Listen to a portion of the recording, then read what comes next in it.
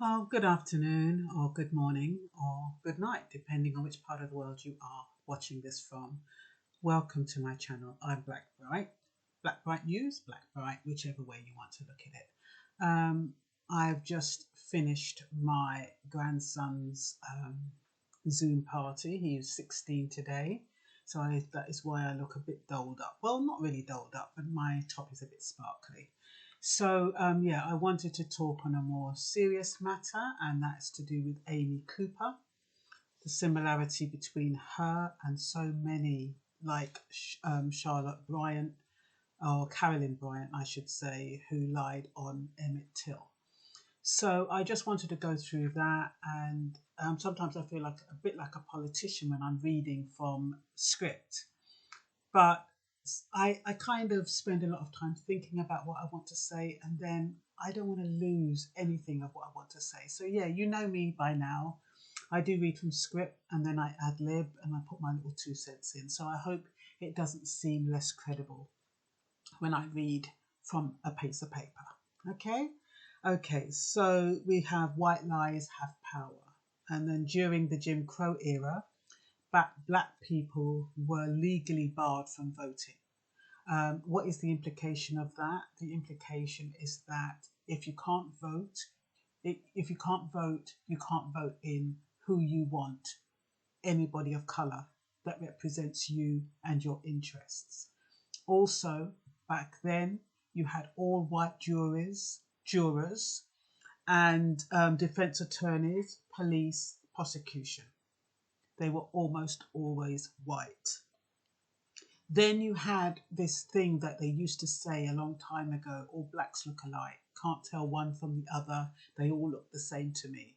And I think I've said in a previous video, somebody at work actually mistook one woman who was about 5'11", quite buxom, quite big, dark, wears the kind of curly wigs, for another woman that is slim and short. And she said, "Oh, don't they look alike?" I'm looking, how the hell can someone 5'11" look like somebody who's 5'6" and who's slim? But it's the mindset, it's the fact that when some white people, unless they know the black person intimately or as a close friend, but people who don't engage with black people, when they see a black person, they don't really see them. They see the kind of a silhouette, and then their brain shuts down. This is what I think. I think their brain totally shuts down. They see a black person and they think, okay, that's that person. She's black. Anybody else comes along, they all look the same. And it's because they haven't internalized who they've just seen. They haven't looked to see, oh, she's got penciled eyebrows, or she's wearing eyelashes, or she's got grey eyes, or she's got black eyes, or she's fair skinned, she's 5'10", she's wearing a black coat. No, none of that registers. Her hair is short, her hair is long. None of that registers. It's just a black person. To certain people, especially people who don't like black people, they do not register what that person looks like. And so you have people who are misidentifying black people and they're ending up in jail. That's him. He had on a black coat. Yeah, that's him. That's him. He had on a black hoodie. That's him. Oh yeah, I know it's him because he's got a black cap on, even though the facial features are totally different. So you've got forced confessions, where sometimes police officers will say, it'll be better for you if you plead guilty. You're more likely to get a shorter sentence if you plead guilty. And you better plead guilty or else. And so you have a lot of young black men, maybe not so young, who are forced to plead guilty. And then you have, like I said, the all-white juries, and this all contributes to wrongful convictions and deaths of countless black innocent people. Between 1870s and 1960s, a significant number of black defendants White victim allegations never made it to trial. The Tuskegee Institute archive estimates approximately 3,500 lynching deaths of blacks. And when we think of Emmett Lewis Till, the 14-year-old that was wrongly accused of flirting with a white woman, we will never know how many of those lynches were actually on innocent black men. African American prisoners who were not lynched but convicted of murder are about 57% more likely to be innocent than other convicted murderers, and yet they spend 4 to 5 years longer in prison than whites before exoneration. So even though they've been found innocent, they do not release them. They keep them for an additional 3 to 5 years later. Sometimes if the exoneration was because of sexual assault, it can be up to 4 to 5 years later. If somebody's been exonerated, why don't you release them straight away? No, because they're looking for something else, probably. They're probably looking for something else to pin on them because they don't like the fact that they've been exonerated. People have spent so many years behind bars. Black men go in as teenagers and come out as old men. By that time, their mind is all messed up. What good are they to anybody? Although I was watching this, I was watching The X Factor, and it brought tears to my eyes. I don't remember his name, but he said while he was in jail from he was 19, and he was just exonerated, spent 39 years in jail. He came out, handsome man. He looked so dignified. And yet you can feel the pain. And he said one thing he always wanted to do was sing on The X Factor. And he sang one of those, I think it was something about I Wish I Could Fly or something like that. Forget what the song was. I mean, I didn't even expect to speak about him, but he just came to mind. And as he finished singing it, and they said, that song has a totally different meaning to me. Every time I hear that song, I remember that man. That's what Simon Cowell said. And as he said it, I was thinking the same thing. I will never look on that song again, because he was talking about the oppression of being in prison and how you have to fight each day and have hope for a better future. Hope that one day somebody will realize that you're innocent and get you off, and that you'll still have use to somebody. You can still find some use to the world. And so this is what is happening to a lot of black men, going in as teenagers, coming out as middle-aged men. And in the prison, they've probably been abused. We do not know what they go through, how they have to keep strong, how they have to fight for their sanity. We do not know what they go through. A lot of them, they don't tell us because it's traumatic. And they probably will come out with post-traumatic stress. Anyway, according to the study conducted by Michigan State University, the 2016 data shows convictions that led to murder, exonerations with black defendants were more likely to involve misconduct by police officers than those of white defendants. So it says quite clearly that the police officers lie and put black men in jail, innocent black men in jail. On average, innocent black men convicted of sexual assault spent almost 4.5 years longer in prison before exoneration than innocent whites. On the many costs the war on drugs inflicts on black community, the practice of deliberately charging innocent defendants with fabricated crimes and fabricated evidence is terrible, is shameful, said the University of Michigan law professor Samuel Gross. Most of the exonerations were declared because it was shown that government officials committed misconduct. The convictions were based on guilty pleas, no crime actually occurred, and a prosecutorial conviction integrity unit worked on the exoneration. So fortunately, they do have people working on cases that they believe are wrong or false or fabricated, whatever way you want to put it. Had Christian Cooper not videotaped the encounter, the story may have ended up like so many black men who have been wrongfully accused by a white woman. And I go back to Amy Cooper, who accused Christian Cooper of threatening her and her dog in Central Park, and how she used the fact that she was white and female, knowing how the police or any racist person would view that, to threaten him to stop him from videotaping. And then when he wouldn't stop videotaping, she actually called the police, started saying, "Oh, he's threatening me, he's threatening me, and he's threatening my dog." Went to that degree of emotion and pretense fear to incriminate an innocent black man just because he told her that she should leash her dog. Thank God he had it videotaped. Thank God he put it on Facebook, and he did it quick enough so that they couldn't, take it down or change what happened.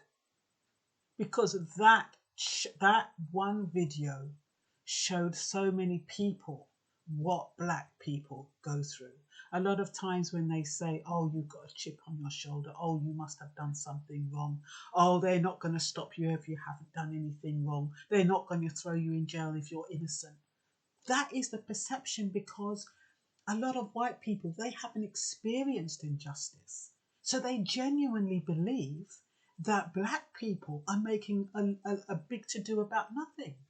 They genuinely believe that the black people who are in jail and who get killed by police are guilty and have done something or must have done something. And it's not until the evidence, thank God for phones and films that actually show the public what black people, not all black people, but what some black people, especially black men, go through. And the fight to pull them down, the fight to kill them, the fight to degrade them, the fight to imprison them. And then, on top of that, Donald Trump is talking about he wants to bring back the death penalty. Is that to murder innocent black men? If the evidence shows that 57% of cases are fabricated against black men, and you want to bring back the death penalty, that means you're willing to execute 57% of innocent black men. And it's fine saying, okay, after all the deed is done, they'll find out afterwards. A lot of times, like in Emmett Till, Carolyn Bonham, she actually didn't confess till 54 years later.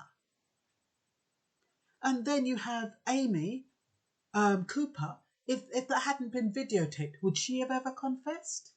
Supposing he'd got killed. It's like when Renisha McBride, all she did was go and ask for help, and she got shot in the face. Another young man, I think it was John Farrell or something, I can't remember his first name. He went looking for help. He got shot, 6 shots in his back. His car broke down. He was a robber. And even with Renisha McBride, they thought she was there to rob them. The mindset is that black people are criminals. And that's why when a police officer sees a black person, they can't believe that there's no stuff on them. They can't believe it. So they keep looking. There must be stuff on them. This person must be a criminal. They must have been involved in some kind of criminal activity. They cannot be clean. And, they dig and they dig. And that's why a lot of people That's why they've extended the time that they're keeping black men or black people in custody, because they're busy digging up to see what they can find, because they just cannot believe a black person hasn't been involved in a criminal activity.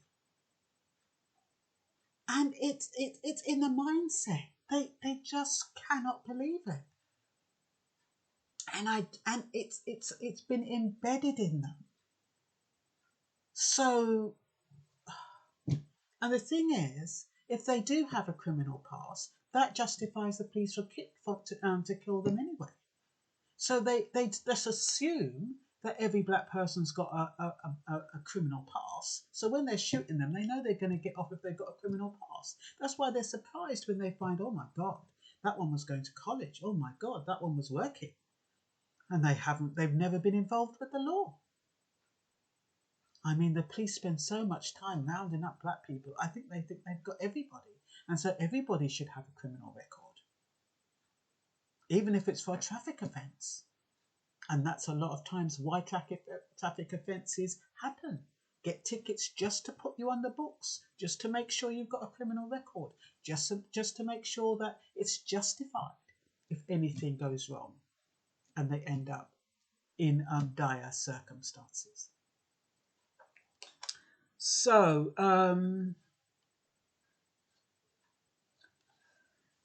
like I said, had Christian Cooper not videotaped the encounter, the story may have ended up really badly. It's ironic that they both have the same last name, isn't it? Amy Cooper and Christian Cooper. And yet female, male, black, white, totally different. The video shows Amy Cooper stating in an emotional tone to the police that Christian Cooper is threatening her life and the safety of her dog. That could have resulted in the police with a similar mindset to those who ended up taking George Floyd's life, coming and ending his. Why? Because he dared to tell a white woman what to do. And it's not even if he said it in an aggressive way. He just said that your dog should be on a leash. But supposing the police officers like those of George Floyd came and attended to that lady's cry and did the same to him, what they did to George Floyd, based on a lie. And we don't know the true circumstances of why Amber Geiger shot and killed both and Jean. We don't know what that is.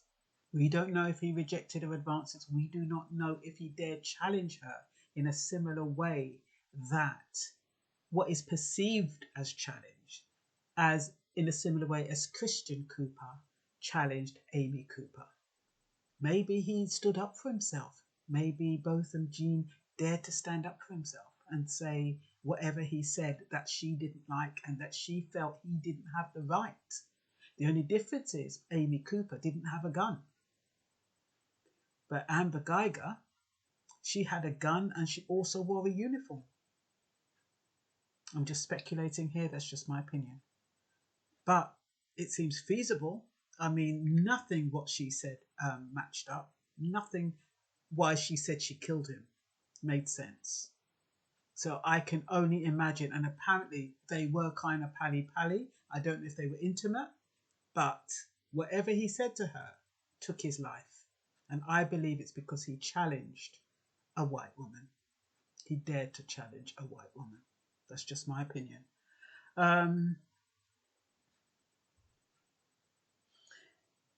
There's been a lot of white women who have falsely accused... No, there was a white woman who falsely accused a group of black men of kidnapping, beating and raping her. She later confessed that it was a lie. Another claiming black men had kidnapped her 3-year-old and 14-month-old son, who she had killed. She killed them, you know, and then blames a black man for kidnapping them. Why can't, you know, the psyche of that, when you're thinking how these white women will use their gender and their colour to put down a white man, a black man, when they know what the outcome will be in a racist mindset, in a racist situation, knowing that that man could be tortured, butchered like Emmett Till, and they would still do it. Where is no empathy, no compassion, no conscience? What are these people made of? They might as well be humanoids. They might as well be robots, because they don't seem to have a soul. They don't seem to have a heart. They don't seem to be moved by anything. And I'm talking about people who actually put innocent people's lives at risk and do not bat an eyelid. 47-year-old Sweeten of Pennsylvania was sentenced to 8 years in prison in 2012 for stealing money from her family and the law firm where she worked, and telling authorities that she and her daughter had been kidnapped by 2 black men in a Cadillac, launching a massive search for the fictitious kidnappers, when it was actually her, Sweeten, who had stolen money and taken her daughter to Disney World. Why can't people own up to the responsibility of their bad deeds? Why would you want to incriminate innocent people? I can understand if you're in a relationship and you kill somebody by mistake, and you're in the room with an accomplice or with a partner, and they happen to be there, and you're saying, "Oh well, it wasn't me, it was him." I can understand that, but I can't understand why you would find some random person to incriminate. I don't understand that. Amanda Knox blamed a Congolese bar owner in Italy for murdering her roommate. Her story didn't stick, so he got off after spending 2 weeks in jail. She had actually murdered her roommate, and blames it on this innocent bar owner just because he's black, and just because in a racist society she knows that they will just take her word for it as a white woman. And they know, and she also knows that as a black person, they probably won't investigate too much. But in Italy, they did investigate. Her story didn't stick. But supposing she was in America or in another kind of country where an all-white jury or something just took what she said. Supposing. The death of John Crawford III, Renisha McBride, Jonathan Ferrell and Claude Reese and many others are all dead because of false reporting to the police. In 1984, Darrell Hunt, at the age of 19, was convicted of rape and murder of a white woman named Deborah Sykes, despite the fact that there was no physical evidence tying him to the crimes. Even with no evidence, he was sentenced by an all-white jury to life in prison. 10 years later, he was cleared of the rape when DNA testing proved he had never committed the crime. Despite the rape being central to the overall crime, he spent an additional 9 years in prison until a man named Willard Brown confessed to both acts. After 19 years in prison, Hunt was finally exonerated in 2004. 19 years of his life taken away. No evidence. That's what I'm saying. If a white person points a finger at a black man, they don't even need evidence. They don't even need evidence. That man is either going down or he's getting killed. And not killed nicely. And you have people who will do that, knowing that. I mean, I think Carolyn Bonham, the one who lied about Emmett Till, it had to have burned her. I mean, the way that what they did to that young boy, gouged out his eyes, tortured him, made him pull a 75-pound fan, put barbed wire around his neck, shot him in the back of the head. That had to haunt her. It had to haunt her. Why? Even 54 years later, she had to confess when she's almost ready to die. And now, her memoir is not going to be released until 2036. So you know there's things in there that's going to cause an uproar why they're waiting until so long to release her memoir. I mean, why cause an uproar now? I think, I think he's got one living relative who's 81. But it shows you, and I think the reason why they are not releasing it until 2036 because they know how many white women lie on black men. And especially we've seen films where white women, they want black men to seduce them, especially the slaves and, the gardeners and all that. And if the black man dares say to her, look, ma'am, I can't do that, ma'am. I've got a wife and kids, ma'am. It's like, you dare reject me? How dare you? Next thing you know, they're calling rape. Nobody checks that she's been raped. The man is taken off and lynched. And God forbid, he can't win, because even if he had had sex with her and they find out, they're still going to bloody kill him because they violated a white woman. Our black men don't have it easy, left, right or centre. And we see a few black men who have achieved. Yes, we see people like Usain Bolt, we see Tyler Perry, we see all of these black men who are doing well. They are such a minority, and they do not represent one iota of the majority of black people, or black young men in particular. And then some people say, well, you're a product of your area, you're a product of your upbringing. Maybe so, but it doesn't mean that you should be exploited and disadvantaged just because you haven't had the privilege of growing up in a home where you're comfortable and where your parents are together and where your parents are taking drugs or not taking drugs, or where there's domestic abuse or any other kind of neglect. Shouldn't be abused just because of that. They say people in the poor neighbourhoods, they when they're looking for them, that's where they look for them. Those ones are more likely to have criminal records. You're more likely to get away with killing them if they're from a poor neighbourhood. But the problem is that people from a poor neighbourhood or a rich neighbourhood, they all look the same. They dress the same. You don't have a shirt and tie to distinguish you one from the other. And then we have, following an altercation with a group of white teens, the Scottsboro boys, 9 black teenagers, were accused of rape by 2 women in 1931 in Paint Rock,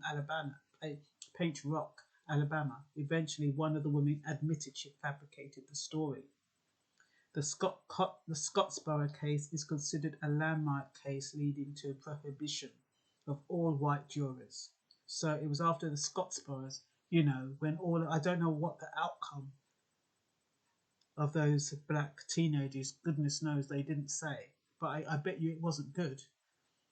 But then they decided there's not going to be any all white juries, because all white juries, if you're all white and you haven't got a clue and you're already prejudiced against black people, how can you be fair? How can you be objective? You can't. You have no idea of the culture. You have no idea. You can look at sometimes with your own people.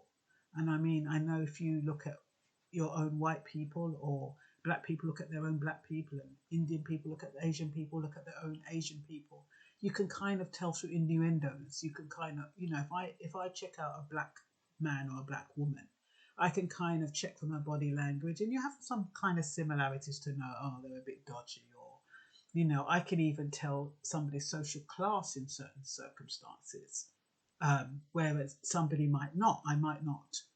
Well, I'm pretty good at, I guess, across the board, regardless of the country. But some people, if they're from a different race, they can't pick up the different innuendos and the different tenets of somebody of a different race. So how is an all-white jury going to be able to pick up on body language and to know whether or not somebody's innocent or not innocent? You're just going to look at that person and think, oh, he's black, he's a criminal, he must have done it, that's it. George Stinney was convicted of first-degree murder of 2 preteen white girls by an all-white jury in South Carolina. No physical evidence existed in the case, and the sole evidence against Stinney was the circumstantial fact the girls had spoken with Stinney and his sister shortly after their murder, and the testimony of 3 police officers who claimed that Stinney had confessed to the murders. He was killed in an electric chair in June 1944 at the age of 14. Stinney was the youngest person executed in the United States in the 20th century. And on December the 17th, 2014, Stinney's conviction was vacated by the Circuit Court Judge Carmen Mully, effectively clearing his name. He was innocent and he was electrocuted. 14 years old. That's why I'm really worried about Trump bringing back the death penalty. It's hard to believe that white woman would lie knowing that the justice system is too lazy to investigate the truth and is likely to believe her. And for them, it is just another nigger off the streets. Columbo is fiction. We need interested investigators who genuinely worked on finding the truth. Finding the truth after someone has spent 19 or more years in jail is just not good enough. 19 years, 20 years, even if it's 1 year. Even 6 months can do damage to somebody if they're innocent and they're in jail and brutalized by a system that does not do anything in their favour. And that's all for now. Sorry, it's so depressing, but it's information and it's informative, and I just hope it helps anyone understand what is going on and why black people are so frustrated and angry, and why protests are happening, and why they that is the only way they can see about making a difference. Historically, riots have made a difference. They have facilitated change. And yes, it's a difficult way to facilitate change, but there is no right way to get to be treated with, fairly. And for the justice system to recognize that people are human.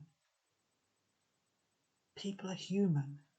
And it's not fair to be treated in a way that is so calculating and so premeditated. It's not right. And that's all for now. Bye-bye.